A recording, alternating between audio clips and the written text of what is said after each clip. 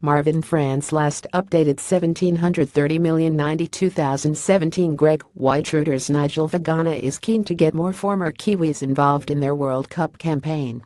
Rugby League. The final piece of the Kiwis' backroom staff for the World Cup is in place after former Test centre Nigel Vagana was appointed as wellbeing manager.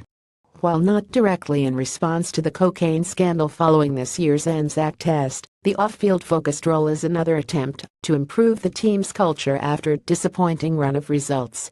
It also means under pressure coach David Kidwell has no lack of support heading into the tournament, with Vagana's appointment coming after Australian duo Brian Smith and Garth Brennan were confirmed as the assistant coaches last month. The campaign will be overseen by veteran NRL administrator Shane Richardson with Nadine Conlon as team manager. Kidwell was looking at doing this last year. He only came on as head coach late in the piece, so it was a bit too late to organize for last year's Tour Four Nations, Vagana told staff.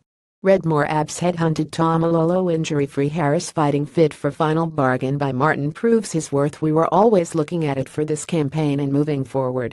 The Women's World Cup is on this year and they have a wellbeing manager as well. Every NRL club has them. It's the way teams around the world are going. It's people supporting what you stand for as a group. Vagana was already working as the New Zealand Rugby League's wellbeing and education manager after serving a similar role with the NRL. Combined with his stellar playing career, he played 260 games in the NRL and 37 tests for the Kiwis. The former Warriors back was perhaps the perfect candidate for the position. Vagana will work with the players around standards and behaviors, but his main priority is to create a happy environment that breeds success. With the squad potentially in camp for 7 weeks on the back of a grueling NRL season, Vagana is wary of the toll such a demand will have on the players' state of minds, as well as their personal lives.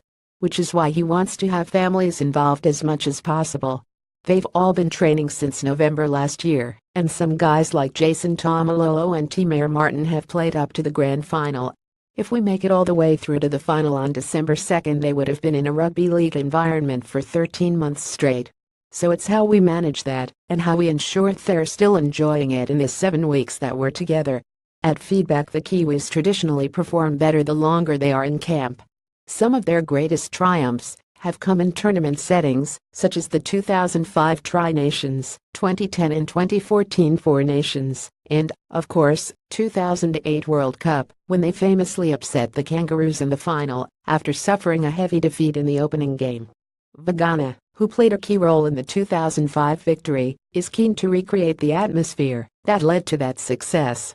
This is the first time he has been involved with the Kiwis for a decade, and he plans to get more former players to take part in the campaign. In working on getting ex-players to come in and share lunch and dinner with the guys throughout the 7 weeks, he said. Mark Graham, Stacey Jones and Ruben Wiki, for example, guys who really epitomize what we want to stand for in the Kiwi jersey.